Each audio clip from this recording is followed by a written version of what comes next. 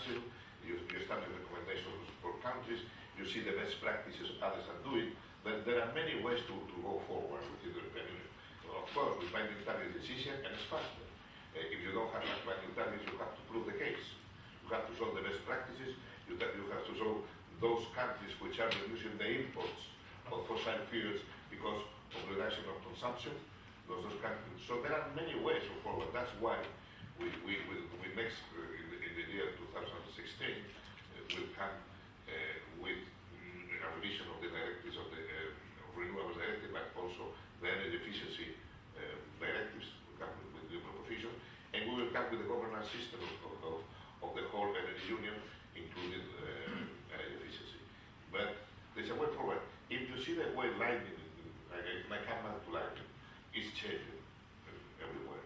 If you see the way eco-design is working, if you see that with the new appliances, we are reducing consumption by large households. As a whole, have an economy of 450 euros per household in the European Union, due only to the eco-design. So energy efficiency is a win-win policy. We have to prove the case, we have to show the best practices, we have to implement legislation, we have to force energy performance of buildings, and we have to come along with the strategy for heating and cooling, in which the energy efficiency parameters will be very important. So just because you're a bit on the far side, so you haven't been able to jump in as much in the conversation. One thing I'd like you to touch on, and then of course you can address the broader discussion. You're going to be taking over a company which has a lot of legacy assets. How do you see that shift from, or the need for a carbon price to push out coal, the replacement with gas, and what kind of role that's going to play in your company going forward? Interesting question, because I wanted to touch on the subject based on what the colleagues here were saying before that. So, I was hearing a bit too much about the energy system needs to change through government interactions, through prescriptions, through forcing certain topics. What I liked a lot was the minister earlier in Lithuania saying that actually a market situation produced a very good change towards biomass, for example, or towards establishing an LNG terminal, because the situation in the country was as it was, and then players acted on that one. And clearly, I think the CO2 price and the ETS is by far the best mechanism we have in pricing CO2, and therefore ultimately also making market players change in a certain direction. Germany has seen an increase in CO2 emissions because of the low prices of CO2, which ultimately shifted the way that electricity was produced. So I believe if we were also to focus our attention on that topic, obviously in all the forecasts of the Commission, look at the NER 400, there are some assumptions in there about CO2 prices going forward, 23, 25, 27, whatever.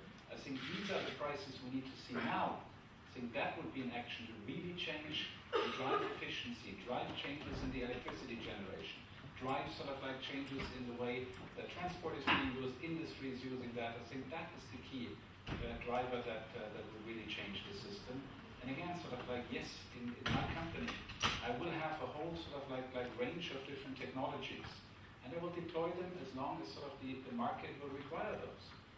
If I have a different setup, I happily use my gas plants. I have hydro plants that will happily obviously run. And again, obviously, if coal is cheap, if no one in the EU puts a price to CO2 that reflects the real cost to the economy, then coal plants will run. Very simple.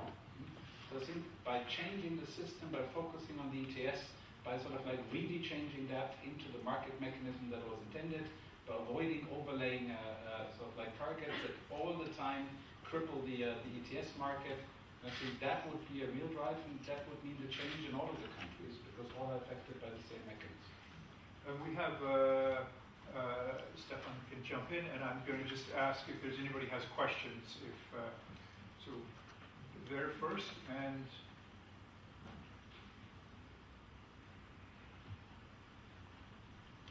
Anna Vanesky from the EU Reporter.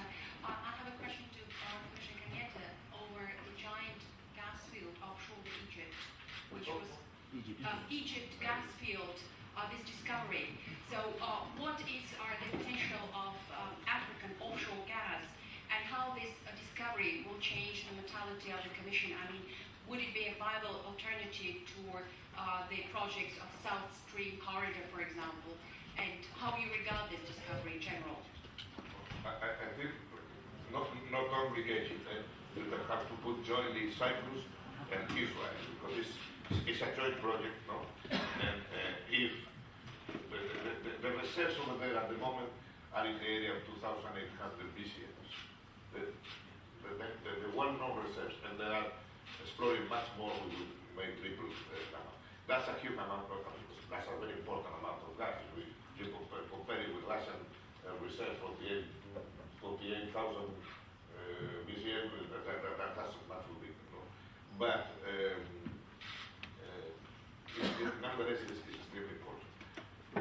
The problem is that if Europe wants to benefit from this, we have to solve interconnections to Italy. We need compressors to be able to deliver gas to Central Europe, and also in order to develop additional energy possibilities, we have also to connect the Iberian Peninsula to the Pyrenees and also to France. No? It's a very interesting project because at the moment the new areas in which there is gas, maybe Australia, they will go to other areas, and maybe Iran in the future, it has clear customers in other areas. But for Europe, it will be a very positive link to the development of LNG strategy and the establishment of a Eastern Mediterranean hub, an important hub who can also compete with other hubs we have at the moment. If we have gas availability, we have a hub over there, and we make the needed infrastructures, the missing links, I think it's a very important event, this discovery, and the future development may happen. There is not going to be lack of gas in the world. The problem is how you choose your suppliers and your routes of supply. So you wanted to jump in a little while ago. Yeah, I mean, let me come back to 3 points. First, Commissioner Cañete, I agree with you on the success of the eco-design directive. I mean, I humbly say that WWF has been fighting for that for 10 years, much too long before you got into the position, and we're happy to see it now working to some extent. We're not happy with everything, but we think it's a great achievement. So congratulations for that one. One point to my colleague from the European Parliament. When we talk about the citizen, in this case in your country, in Romania, complaining about high energy prices from green energy, I think we need to look at the assessment what the European Commission has been doing via Ecofis last year. They did a huge report on energy subsidies, and they have a countrywide assessment. And you will be surprised, but you will see that in particular in Eastern Europe, the subsidies, either direct or indirect, for fossil fuels are much bigger than any kind of subsidies for renewables. So I think there's a wrong perception that support for renewables are that large and will cost customers that much, whereas we forget the bill on fossil fuels, where those subsidies are much, much bigger. And I'm not talking about external costs, which come on top, pollution, CO2, etc., etc. I'm just talking about direct and indirect subsidies. It's also reflected by the OECD, by the International Institute for Sustainable Development, by the IEA. So the amount, and the IMF, the International Monetary Fund, which is not a triage organization, has said very clearly, subsidies for renewables are too small to meter compared to the subsidies for fossil fuels. In that case, globally. So let's put that in context. To my colleague from E.ON, you said, and I understand where you're coming from when you say, from a purely economic point of view, if it's cost effective, we will do coal, right? Because it makes sense. Careful. I think Paris will come out, it might not be perfect, but Paris, I think, will come up with a strong message to global investment community and shareholders. Stop coal. Not now, not tomorrow, but in one way or the other. So if you start to short-term look into the short-term biased coal prices compared to gas and oil, and short-term ailing EU ETS prices and invest in coal, I think you're making, I'm not saying you will do, but you might make an economic mistake because you lock in stranded investments.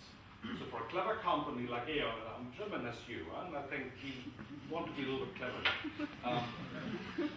You should diversify away from coal as soon as possible. I'm just taking another question, but I'll let you answer that. I think there was a question right here beyond that. Thank you. Luca Dogimaski, 3G. Push the button. Yeah. Hello. Can you hear me? Yeah. Just a question. When do you assess gas budget from third countries, from neighboring countries, and the countries that have been proposed as alternative supply of Russia, like Algeria, Nigeria, Qatar, Azerbaijan? How do you assess the security situation of this country? How do you assess violation of basic freedoms, basic European values, basic human rights? And how do you do that? And how long will we as